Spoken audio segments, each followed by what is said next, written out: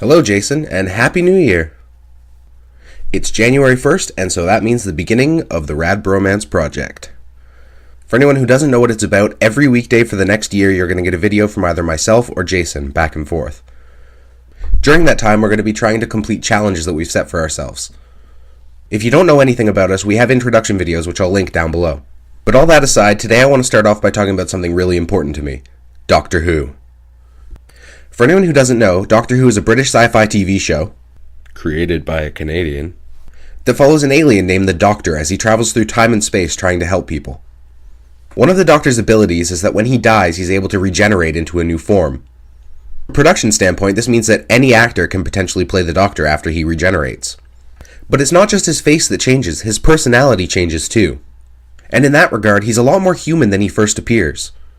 I mean, don't we all do that all the time, even if we don't notice it? Every day as we go through life, parts of us die and are replaced.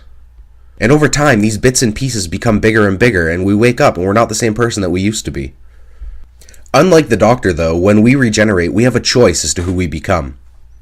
And I think that's why so many people make New Year's resolutions. I mean, at the end of the day, New Year's is just an arbitrary date. We could change whenever we wanted to. But like with the Doctor, the regeneration process takes time, and so New Year's is a natural starting point. It's a fresh page. We can write whatever we want on it. And so that's how I view these challenges we're doing. We know who we want to become, we know the types of things we want to learn to do, and so let's just do them. We have a blank page, so why keep writing someone who we don't want to be anymore? So I hereby declare a more symbolic self-challenge, and it involves this. But first, a word on symbolism, and maybe a glimpse into my mind. In literature, a symbol is something that stands in for something else, lending qualities of the former to the latter. For example, in Coleridge's Rime of the Ancient Mariner, the albatross is symbolized as an anchor, and we understand that it's weighing its wearer down. Likewise, when I tell you that this rock is me, it lends some of its qualities to what you understand about who I am. Now, without getting into too much detail, I didn't always used to be this rock. In fact, the first rock I had, I got from a class that I took in university on myth and symbol. But as is bound to happen, life made it impossible for me to continue being that rock anymore. Too much had changed. And so about 9 months ago, I found this rock, and it really reflected what I was feeling and thinking at the time. And I don't want to be this rock anymore. But here's my fundamental problem. When I got this rock, I couldn't be the old one anymore. In a way, that old rock represented innocence and idealism. And this new rock is burdened with experience and cynicism. In a way, it became my albatross, my anchor. But like I said, this new rock was a necessity. That old part of me had died and had to be replaced by something. And the problem now is that I don't have to change. I want to. It's not a matter of necessity to find a new rock, to find a new self.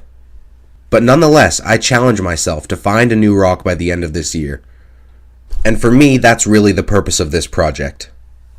I don't know who I'll be by the end of it, but the process has already begun. Just like the Doctor, this part of me has died. The regeneration process has started. And also like the Doctor, I have no idea who I'll become.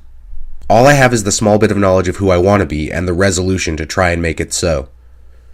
So for the time being, this rock will go on a shelf as a reminder of who I don't want to be anymore. And thanks to all the challenges that I plan on doing throughout the year, it will be replaced. Speaking of those challenges, the first challenge I set myself is that I want to read 70 books by the time this year is done. And I've made my first selection. It's Great Expectations by Charles Dickens. If you want to follow my progress with that, I'll put a link to my Goodreads account down below.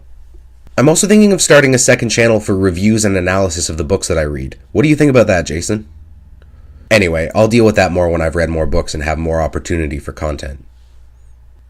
Secondly, the first game that we're playing against each other is chess, and I have decided on my first move.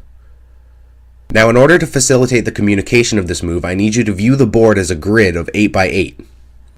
The rows are identified from top to bottom as A through H, and the columns are identified from left to right as 1 through 8. Pieces are on top, mine are on bottom.